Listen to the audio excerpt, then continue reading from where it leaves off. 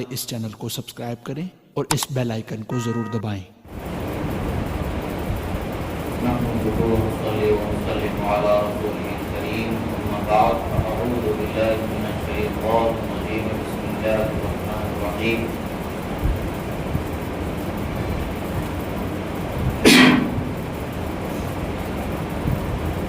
ومن يطع الله والرسول فأولئك مع الذين أنعم الله عليهم من النبيين والصديقين والشهداء والصالحين صدق الله مولانا العظيم وصدق رسوله نبينا الكريم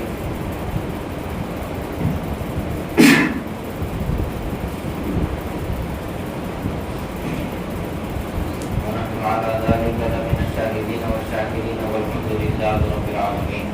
ایک مرتبہ درود شریف پڑھیں، اللهم صل على سيدنا نبينا مولانا محمد عدد ما في علمه الصلاة دائمة بدوام كتابه وعلى آلہ واصحابہ اجمعین۔ ایک مرتبہ اور نبی اور آل نبی پر درود شریف پڑھیں، اللهم صل على سيدنا نبينا مولانا محمد عدد ما في علمه الصلاة دائمة بدوام كتابه وعلى آلہ واصحابہ اجمعین۔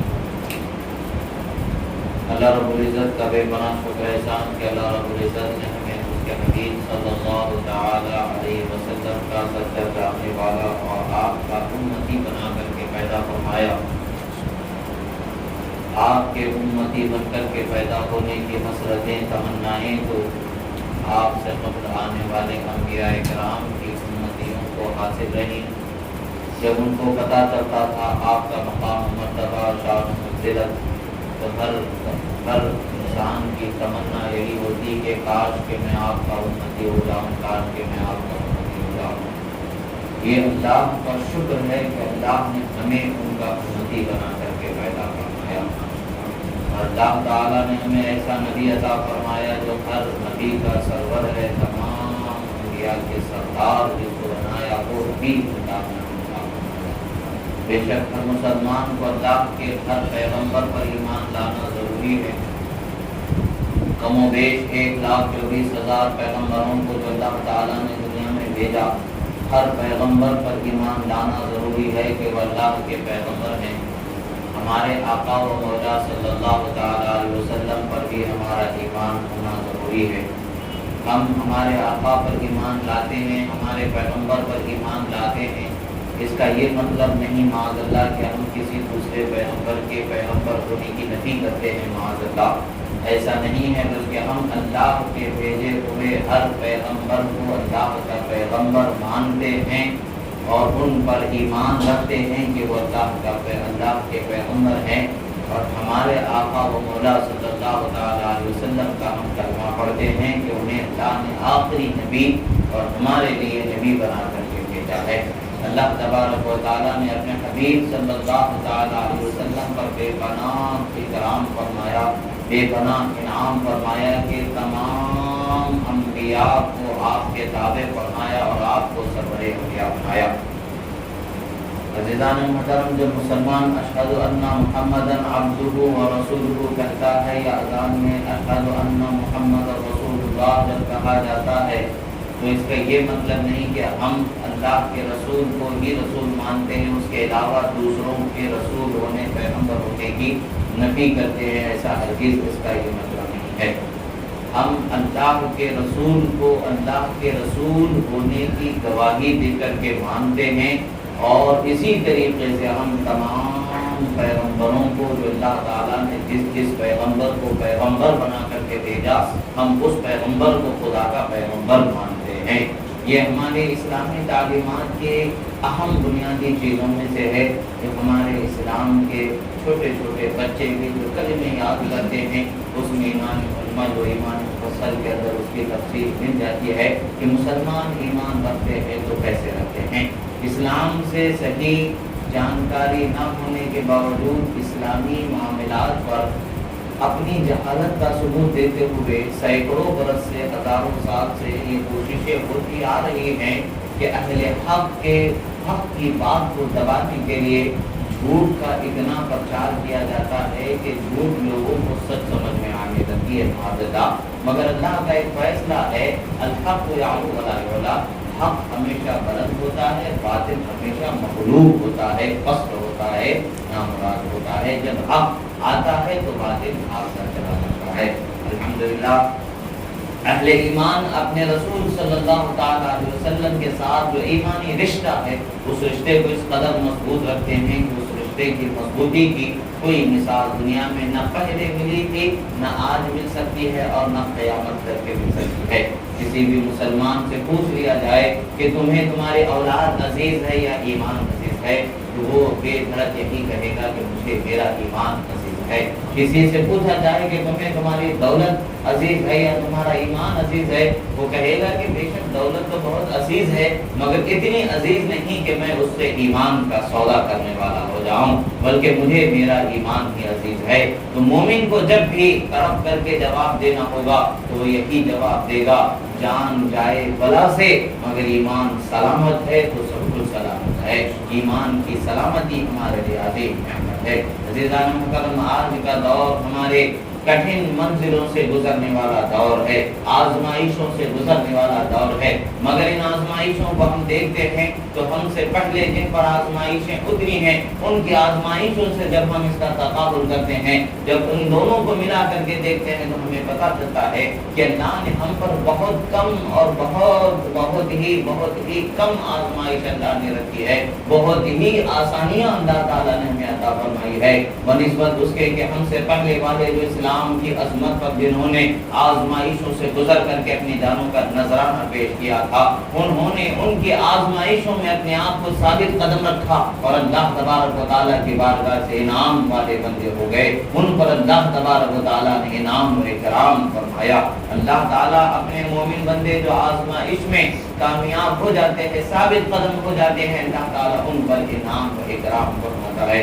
इस्लाम की बुनियादों को हिलाने के लिए सदियों से कोशिशें की जा रही हैं, मगर अल्हम्दुलिल्लाह फानूस बन करके जिसकी हिफाजत हवा करे वो शमा क्या बुझे जिसे रोशन खुदा करे का माना है। खुदा जिसे रोशन रखना चाहे उसे कौन बुझा सकता है, कौन मिटा सकता है। अल्लाह ने फरमाया हम ही इस दीन के नाजिल करने वाले हैं और हम ही इस दीन की हिफाजत करने वाले हैं। खुदा जिसका हाफिज और नासिर है, कोई उसको मिटा नहीं सकता है। हाँ, हम अगर झूठे प्रोपेगेंडों के पीछे डर के और दुनियावी असबाब के पीछे डर के हम ये समझने लगेंगे कि हम तो आज खत्म हो गए हैं, ऐसा ये हमारी धोखा, अक्ल का धोखा है, हमारी समझ का धोखा है, ये हमारी नासमझी है कि हमने सही मानों में समझाई नहीं। याद रखें कि हर सबब के पैदा करने वाला रब ताला है, दुनिया का पैदा करने वाला रब ताला है, हमें भी पैदा करने वाला रब ताला है, हमारे बाप दादा को पैदा करने वाला भी रब ताला है, हमारी आने वाली नस्लों को भी पैदा करने वाला रब ताला है। और खुदा चाहे तो कोई मिटा नहीं सकता है, खुदा को यही मंजूर तो उसकी रजा पर चले जाना दुनिया से हमारी कामयाबी है। अज़ीज़ान मुहतरम, ईमानी रिश्ते को रसूलुल्लाह सल्लल्लाहु ताला अलैहि वसल्लम से इस कदर मजबूत बनाएं, इस कदर मजबूत बनाएं कि क़यामत के दिन उस मजबूती पर आपको नाज हो जाए। आज हम अपने रिश्तों को देखें, अपने अपने तौर तरीकों को देखें, अपनी जिंदगी गुजारने के तरीकों को देखें कि हमने किस कदर इस्लामी तालीमात से अपने आप को दूर कर लिया है। इसकी बुनियादी वजह यही है कि हमने दुनियावी तालीम और तरक्की के नाम पर, हमने दुनियावी जाहो इशरत के नाम पर, जाहो आसाइश के नाम पर और दुनियावी सहूलतों के फराहम करने के नाम पर हमने अपनी जिंदगी के वक्त को सिर्फ दुनियावी तालीमात के हुसूल में लगा दिया है। हमने अपनी दुनियावी तालीमात ही के पीछे अपनी जिंदगी लगा दी है। मगर देखें हमने क्या दुनिया की तालीम को हासिल करके क्या कमा लिया है, क्या गंवा लिया है। मगर देखें कि कलेक्टर होकर के भी वो खाली हाथ भी दुनिया से जाने वाला है, बादशाह होकर के भी वो खाली हाथ दुनिया से जाने वाला है, और फकीर होकर के भी दुनिया से खाली हाथ जाने वाला है। हर एक की जमा की हुई दौलत दुनिया ही में रह जाने वाली है, न उसे कुछ काम आने वाली है, न कब्र में नरम बिछोना मैसर कर सकती है, न कब्र में गर्मी से दूर होने का कोई सबब उसे फराहम कर सकती है, बल्कि कब्र की दहलीज पर पहुंचते हैं तो दुनिया के तमाम असबाब वहां पर हाथ जोड़ करके खड़े हो जाते हैं, आगे बढ़ने से कामते नजर आते हैं। और कब्र के बाद की मंजिलें वो हैं जो मंजिलें कुरान और हदीस में बयान हो चुकी हैं। अल्लाह के रसूल सल्लल्लाहु अलैहि वसल्लम के बयान फरमाने से ये सारी चीजें रोशन तब हो चुकी हैं। अल्लाह के रसूल सल्लल्लाहु अलैहि वसल्लम ने इरशाद फरमाया, कब्र या तो जन्नत के باغیچوں میں سے ایک باغیچہ ہوگی یا پھر جہنم کے گڈھوں میں سے ایک گڈھا ہوگی۔ تو رسول اللہ صلی اللہ علیہ وسلم نے بیان فرما دیا، لوگوں قبر میں اگر تم دنیا کے اپنے قبروں میں اے سی لگا کر کے اگرچہ ٹھنڈک حاصل کر سکتے ہو، مگر قبر کی گرمی جو جہنم کا گڈھا بنا دیا جائے گا اس سے تم اپنے آپ کو بچا نہیں سکتے ہو سوائے اس کے کہ اللہ اور اس کے رسول کے فرما برداری پر زندگی گزار دو۔ آج جو طاقت کے نشے میں چور اس زمانے کے فرعون حکومت کے تخت پر بیٹھے، اپنے تخت پر، تخت شاہی پر بیٹھے ہوئے مغرورانہ انداز میں یہ بتانا چاہتے ہیں کہ دیکھو آج ہمارے ہاتھ میں طاقت و قوت ہے، دیکھو آج ہم ہر چیز کو تہس نہس کر سکتے ہیں، مگر یاد رکھیں کہ اللہ تبارک و تعالی ہر طاقت والے پر ایک بہت بڑا طاقت والا ہے، ہر ہمت والے پر اللہ تعالی ایک بہت بڑا ہمت ہے۔ ایسا ہے کہ اللہ تبارک و تعالی کی طاقت و قدرت کا کوئی اندازہ ہی نہیں لگا سکتا۔ بادشاہوں کی بادشاہت تہس نہس ہو سکتی ہے، حکومتوں کے تختے پلٹ جائیں گے اور زمانہ بدل جائے گا، مگر اللہ تبارک و تعالی کی قدرت اسی طریقے سے ہے جس طریقے سے زمانے کے بنانے سے پہلے وہ بے نیاز تھا اسی طریقے سے آج بھی بے نیاز ہے، اور قیامت تک بے نیاز، قیامت کے بعد بھی بے نیاز۔ اللہ تبارک و تعالی کی ذات ہی بے نیاز ہے، اسے کسی طاقتور سے کوئی نقصان نہیں ہے، کوئی فائدہ نہیں ہے، کسی کی طاقت سے نہ اسے کوئی فائدہ ہے، کسی کی کمزوری سے نہ اسے کوئی فائدہ ہے، نہ کسی کی طاقت سے کوئی نقصان ہے، نہ کسی کی کمزوری سے کوئی نقصان ہے۔ نفع و نقصان ہے تو صرف ہمیں ہی ہے کہ ہم اگر اللہ کو راضی کر لیتے ہیں تو ہم فقیر ہو کر کے بھی بادشاہ کی زندگی گزارنے والے ہوں گے، اور اگر اللہ و رسول کو راضی نہیں کرتے ہیں تو بادشاہ ہو کر کے بھی فقیر سے بدتر زندگی ہو جائے گی۔ تو زندگی کہاں سے ہماری شروع ہے؟ قبر کی زندگی دیکھیں، قبر کی جو آخرت کی پہلی سیڑھی ہے، جہاں پہلی منزل ہے، جہاں سے ہمیں گزرنا ہے، وہیں فیصلہ ہو جائے گا۔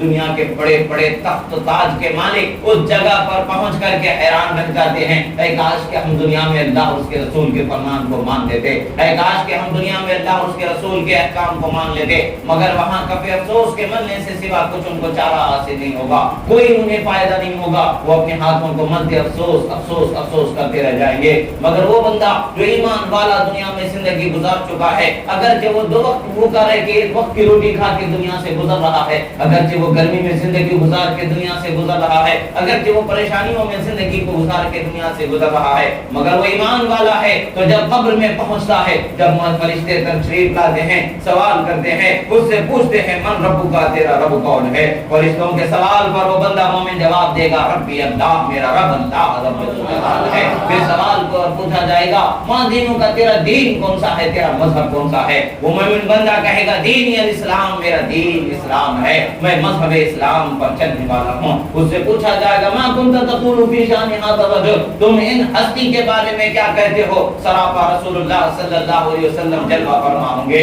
رسول اللہ کے جلووں کی طرف اشارہ کر کے پوچھا جائے گا تم ان ہستی کے بارے میں کیا کہا کرتے تھے دنیا میں؟ مومن عاشق سارے جھوم کر کے کہے گا اشہد ان محمدن عبدہ ورسولہ، میں کہا کرتا تھا کہ میں گواہی دیتا ہوں کہ اللہ کے رسول محمد عربی صلی اللہ تعالی علیہ وسلم ہیں اور اس کے بندے ہیں، میں یہ گواہی دیا کرتا تھا۔ جب وہ گواہی دے دیا جاتا ہے، جب وہ جواب دے دیا جاتا ہے تو نعمت رب ذوالجلال کی بارگاہ سے کیا ملتی ہے؟ نم کنومت العروس، اے بندے سو جا جیسے دلہن اپنے شادی کی پہلی رات سجائے ہوئے سیج پر سویا کرتی ہے، سجائے ہوئے پلنگ پر وہ سویا کرتی ہے، یعنی راحت و چین و سکون کے ساتھ سو جا، اب تجھے کوئی قیامت تک کے اٹھانے والا نہیں ہے، اب تجھے قیامت تک کے کوئی ڈرانے والا نہیں ہے۔ یہ ہمارے آقا و مولا صلی اللہ تعالی علیہ وسلم پر ایمان رکھنے والوں کے لیے نعمت ہے۔ اور جب بندہ مومن نہیں ہوگا، دنیا کا بادشاہ ہی کیوں نہ ہو جائے، دنیا کا اربپتی ہی کیوں نہ ہو جائے، پوری دنیا کو اپنے اشاروں پر نچانے والا ہی کیوں نہ ہو جائے، ایک انگلی کے اشارے سے دنیا تہس نہس کرنے والا ہی کیوں نہ ہو جائے،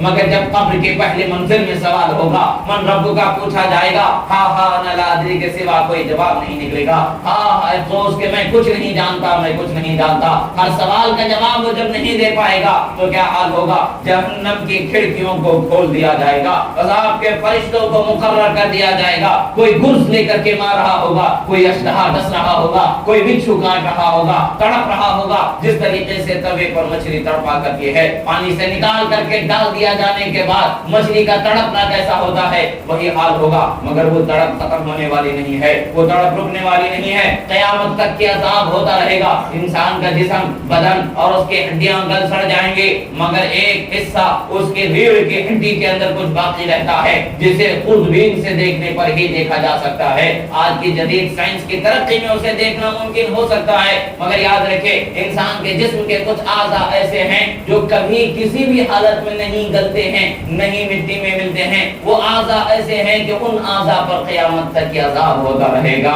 और मोमिन बंदा होगा, खुदा के फज़ल से हाल उसका ये होगा, उसकी शान ऐसी होगी कि उसके जिस्म पर अज़ाब होना तो बहुत दूर की बात है, उसके बदन को मिट्टी खाना तो बहुत दूर की बात है, खुदा के करम से उसका कफन भी मैला नहीं होगा। अल्लाह के रसूल सल्लल्लाहु तआला अलैहि वसल्लम के शान और रहमत के करिश्मे हैं, जो उनकी अजमत के करिश्मे हैं, उनके दीवानों को अल्लाह तबारक व तआला ने शान अता फरमा दी है। और शान कैसी शान होती है, कोई दीवाना दुनिया में कैसे ही जिंदगी गुजारता है, मगर जब आशिक़ रसूल हो जाता है, रसूलुल्लाह की चाहत में जिंदगी गुजारने वाला होता है, तो उसकी जिंदगी भी ऐसी होती है कि दुनिया वाले रश्क करते रहते हैं, और उसका मरना भी ऐसा होता है कि दुनिया वाले रश्क करते हैं, और उसका दुनिया से जाना भी ऐसा होता है कि मरने वाले दुनिया वाले रश्क करते रहते हैं। अज़ीज़ान मोहतरम, अल्लाह के वलियों की शान ही बड़ी अजीम शान होती है, अल्लाह के महबूब बंदों की शान ही बड़ी अजीम शान होती है। वलियों की, महबूब बंदों की शान तो बहुत बुलंद वाला है। अल्लाह के आम जो बंदे गुनहगार मोमिन होते हैं, उन पर भी खुदा का ऐसा इनाम और इकराम होता है कि उसका अंदाजा ही नहीं लगाया जा सकता है। अज़ीज़ान मोहतरम, बात यही है कि आज हजारों आजमाइशें आ जाएं तो फर्क नहीं पड़ने वाला है। आज हमारे जिस्म के हजारों टुकड़े कर दिए जाएं तब भी फर्क नहीं पड़ने वाला है। हाँ, याद हमें यही रखना है कि हर टुकड़े पर हमारी जबान से यही सदा निकले कि ला इलाहा इल्लल्लाह मुहम्मदुर रसूलुल्लाह की सदा निकले। क्या होगा? जिस्म को काटा जाएगा, तोड़ा जाएगा, चीरा जाएगा, फाड़ा जाएगा, कुचला जाएगा, मसला जाएगा, जलाया जाएगा, दफनाया जाएगा। उससे बढ़ करके क्या होना है? असल जिंदगी हमारी तो उसके बाद ही से शुरू होती है। आज हमारी आंखें तरसती हैं कि रसूलुल्लाह का दीदार हो जाए। आज हमारी आंखों में रसूलुल्लाह के चेहरे की जियारत की ऐसी तड़प होती है कि दुनिया वाले क्या कहते हैं, एक आशिक यही कहता है, मैं सो जाऊं या मुस्तफा कहते कहते, खुले आंख सल्ले अला कहते कहते। जब हम इसको दुनिया के हाल में देखते हैं तो हम ये समझते हैं कि रात में हम सो जाएं तो दरूद पढ़ते सो जाएं, सुबह हम जागे तो दरूद पढ़ते हम जाग जाएं। मगर जब एक आशिक की निगाह से हम पूछते हैं, ऐ आशिक बता तेरा कहने का मकसद क्या है, तो गोया कि वो कह रहा है, मैं दुनिया से जब जाने वाला हो जाऊं तो ला इलाहा इल्लल्लाह मुहम्मदुर रसूलुल्लाह सल्लल्लाहु अलैहि वसल्लम रसूलुल्लाह पर दरूद पढ़ता जाने वाला हो जाऊं। और जब मुझे उठाया जाएगा, जब मुझे कब्र में जगाया जाएगा, जब मुझे बेदार किया जाएगा और मुझे उठाया जाएगा तो रसूलुल्लाह का जलवा मेरे निगाहों के सामने लाया जाएगा। मेरे इश्क का जज्बा ये कहे कि मेरी ज़बान से उस वक्त पर भी सल्ले अला मुहम्मदिन सल्ले अला मुहम्मदिन के तराने जारी हो जाए। आशिक तो यहाँ भी रसूलुल्लाह का नाम सुन करके दरूद पढ़ने वाला होता है, कब्र में भी दरूद पढ़ने वाला होगा। जो यहाँ दरूद पढ़ने वाला है वहाँ भी दरूद पढ़ने वाला होगा, जो यहाँ दरूद से भागने वाला है माअल्लाह वहाँ भी उसकी ज़बान पर जारी नहीं होने वाला है। एक मोमिन की जिंदगी तो दुनिया से जाने के बाद ही शुरू होने वाली है, तो फिर किस फायदे की जिंदगी के लिए दुनिया के लिए इतनी परेशानी उठाना है? खुदा को जो मंजूर है वो होना है तो जरूर होकर ही रहेगा, मगर असबाब को अपनाना हमारी जिम्मेदारी है। बीमारी है तो दवा करना हमारी जिम्मेदारी है, शिफा की जुस्तजू करना ये हमारी जिम्मेदारी है। जिंदगी है तो रिस्क के हासिल करने की तलब और जुस्तजू करना ये हमारी जिम्मेदारी है। असबाब को अपनाने की जिस कदर शरा ने हमें इजाजत दी और जिस कदर शरा ने हमें जिम्मेदारी दी है, उसके पूरा करने पर हमारे कदम बढ़ाना जरूरी है। हाँ, उससे आगे की तलब, उससे जायद की जुस्तजू हमें नहीं होनी चाहिए। जितनी हमारी जरूरतें हैं, उन जरूरतों की तकमील को जिन असबाब के जरिए पूरा करना शरा ने हम पर लाजिम रखा है, उसी तरफ हमें कदम बढ़ाना है। जैसे शौहर है तो बीवी बच्चों की जिम्मेदारी को उसको पूरा करना है, शरा की तरफ से उसकी जिम्मेदारी है। औलाद है, माँ बाप की जिम्मेदारी को पूरा करना है, उनकी खिदमत और आराम का ख्याल रखना और उसके असबाब की फराहमी करना ये उनकी जिम्मेदारी है। इसी तरीके से हर रिश्ते की एक जिम्मेदारी को अल्लाह तबारक व तआला ने रखा है, उन जिम्मेदारियों के अदा करने की जुस्तजू करना ये हमारा जिम्मा है, फर्ज है, क्योंकि अल्लाह तबारक व तआला ने ये हम पर लाजिम रखा है। जब खुदा के हुक्म पर हम अमल करेंगे तो इस पर भी हमें सवाब अता कर दिया जाएगा। हासिल यही होगा कि हमारा खाना भी सवाब हो रहा है, हमारा देखना भी सवाब हो रहा है, हमारा पानी पीना भी सवाब हो रहा है,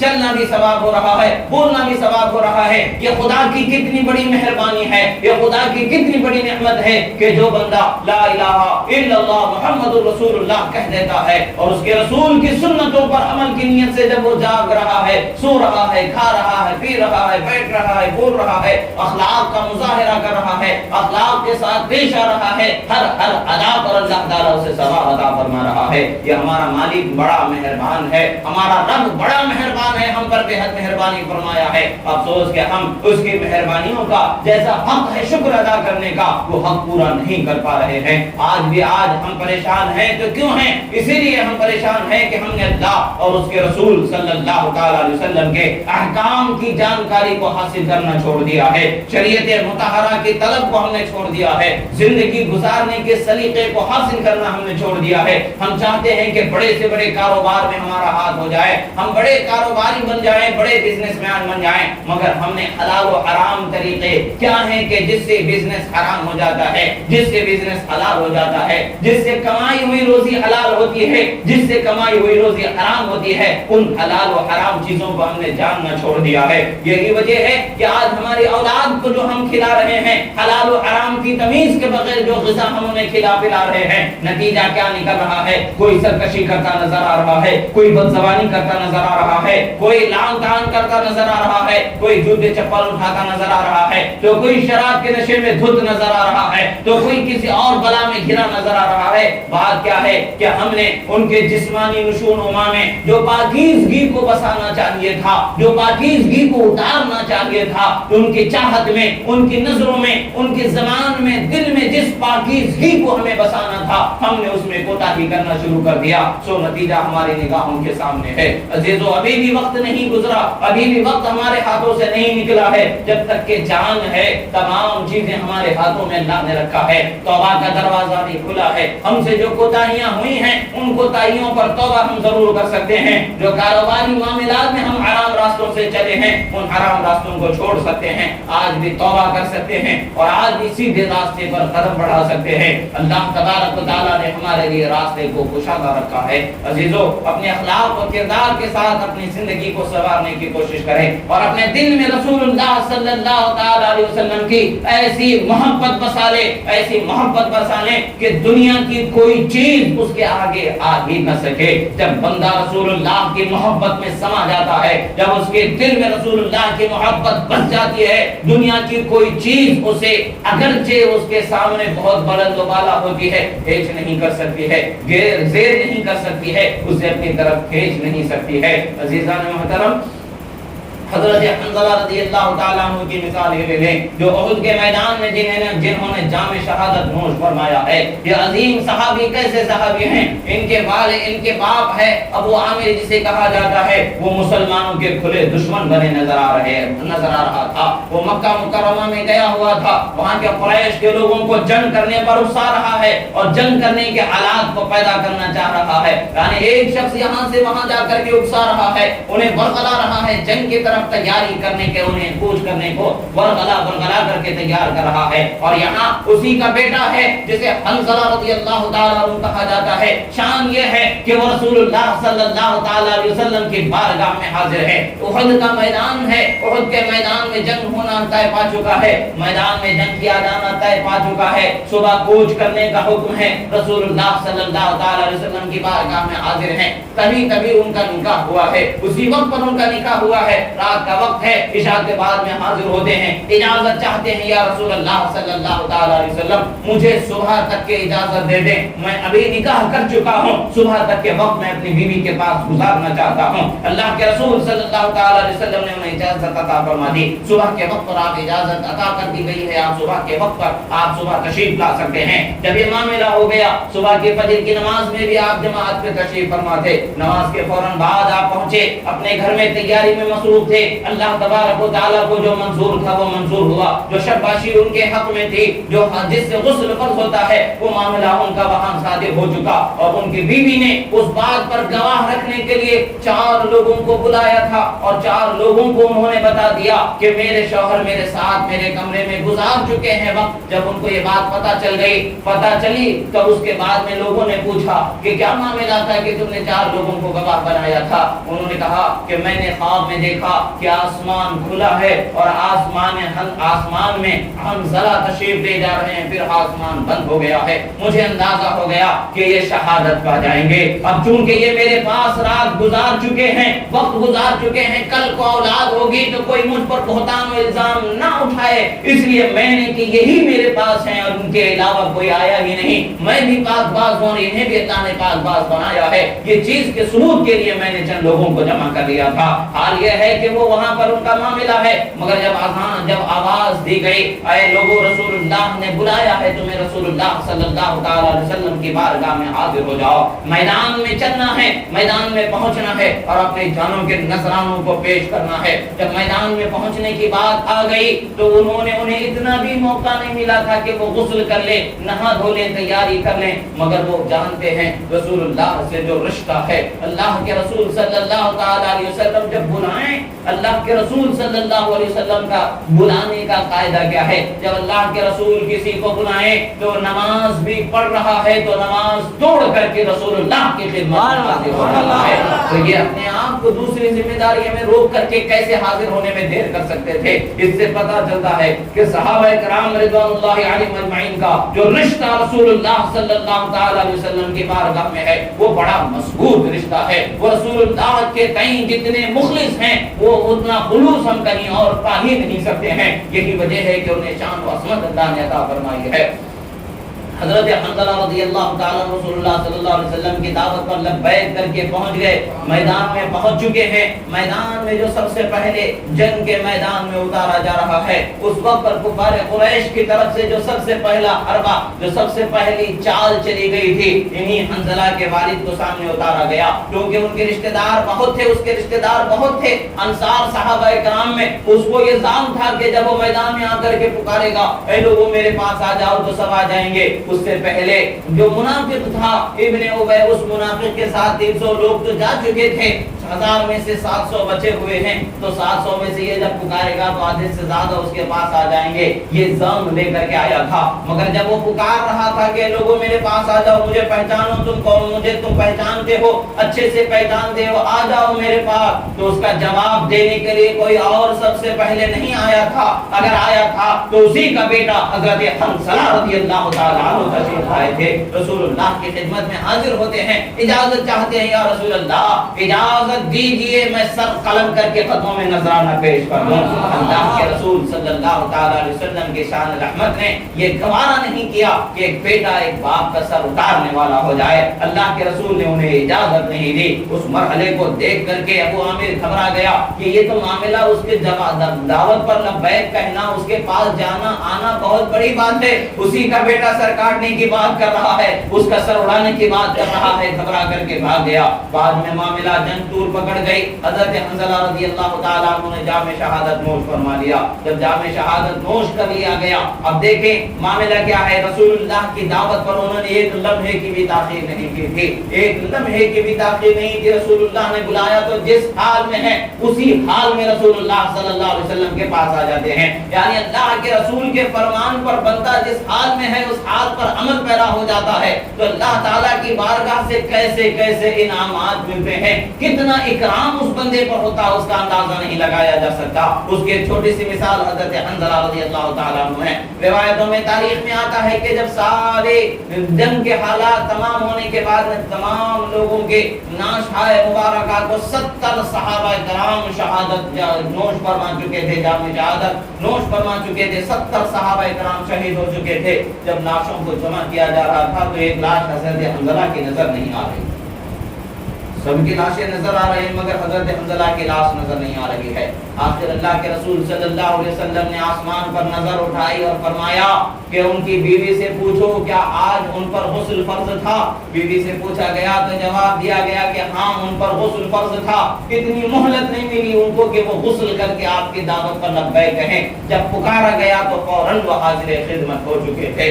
اللہ کے رسول فرماتے ہیں یہی وجہ ہے کہ میں دیکھتا ہوں حوض کوثر سے ملائکہ حنظلہ کو غسل عطا فرماتے ہیں۔ اللہ کے رسول صلی اللہ تعالی علیہ وسلم کے جانثاری کا بدلہ ہے، اسی لیے انہیں غسیل الملائکہ کہا جاتا ہے، یعنی ملائکہ نے جسے غسل دیا وہ صحابی حضرت حنظلہ رضی اللہ تعالی عنہ ہیں۔ عزیزان محترم، اللہ کے رسول صلی اللہ تعالی علیہ وسلم کی عقیدت و محبت میں اپنی جانوں کا نذرانہ پیش کرنا دنیا والوں نے بھی دیکھ لیا کہ کس قدر اللہ تبارک و تعالی انہیں شان و عظمت عطا فرماتا ہے۔ اگرچہ دنیا میں انہیں پاکیزگی حاصل کرنے کا وقتی طور پر کچھ مہلت نہیں ملتی ہے، مگر خدا انہیں ایسا پاکیزہ کر دیتا ہے کہ اس پاکیزہ کیے جانے کی شہادت قیامت تک کے ہوتی رہے گی۔ جب بھی حدیث کی کتابوں کو پڑھا جائے گا، جب بھی تاریخ و سیرت کی کتابوں کو پڑھا جائے گا، یہ واقعہ ہمیں پتہ چلتا رہے گا اور ہماری زبانیں اس کی گواہی دیتی رہیں گی کہ حضرت حنظلہ عاشق رسول کا وہ جنازہ ہے جسے فرشتوں نے غسل دے کر کے پاکی عطا کیا ہے۔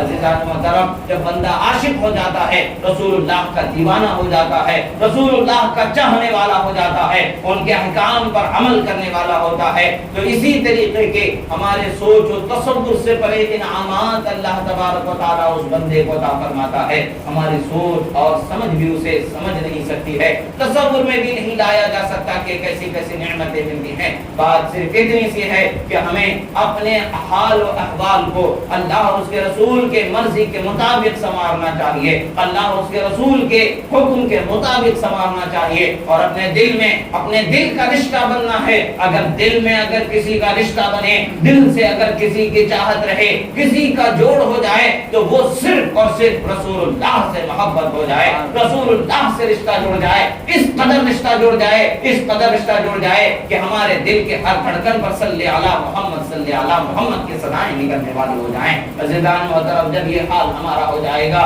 تو خدا کی رحمت ہم پر اس قدر ہوگی، اس قدر ہوگی کہ اس کا اندازہ ہی نہیں لگایا جا سکتا ہے۔ اللہ نے ہمیں موقع دیا ہے، ہماری زندگیوں کو اللہ نے رکھا ہے، کچھ زندگی گزار چکے ہیں، کچھ زندگی ہماری ابھی باقی ہے۔ دنیا کی خواہشیں تو بہت ہیں، دنیا کی لذتیں تو بہت ہیں، آخرت کی فکر بھی ہماری ہی ذمہ داری ہے۔ ہماری قبر میں کوئی اور آ کر کے ہماری طرف سے جواب دینے والا نہیں ہے، کوئی اور آ کر کے ہماری طرف سے ہماری تکلیف کو اٹھانے والا نہیں ہے، کسی اور کی آسانی ہم تک پہنچنے والی نہیں ہے۔ ہاں اتنا یاد رکھیں کہ اچھے عمل ہمارے بعد اگر کوئی کرتا ہے اور اس کا ثواب ایصال کر دیتا ہے تو اس کا بھی ثواب ہمیں پہنچ جائے گا، مگر ہمارے عمل کے جواب سے ہم بچ نہیں جائیں گے، ہمارے کردار کے جواب سے ہم بچیں گے نہیں۔ ہمارے عمل کا ثواب ضرور ہوگا، ہمارے کردار کا ثواب ضرور ہوگا، جواب دینا ہوگا۔ کل جواب کیا دیں گے اس سے پہلے آج کیے ہوئے عمل کو مٹانے کا آسان طریقہ ہے، توبہ کرو، گناہوں کو اللہ تعالیٰ معاف فرما دے گا۔